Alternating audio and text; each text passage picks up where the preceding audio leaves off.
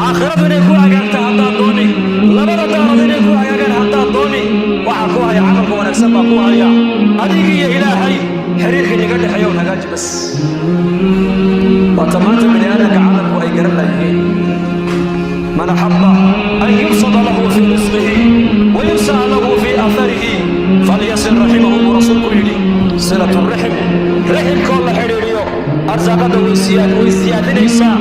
istikfaartuna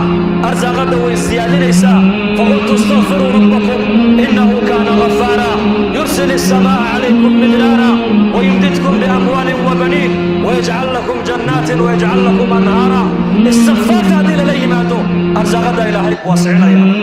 هذا الإلهي حالكي ساعي سنو والإيمان يتقوى كاملا عن لينهي إلينك الصبر وإيمادا ما لك بحنا إلهي الله يا ليا أرزاقنا ما لك فرين إلهي نقصينا يا لا تسألن بني آدم حاجة وسل الذي أبوابه لا تحجب فالله يغضب إن تركت سؤاله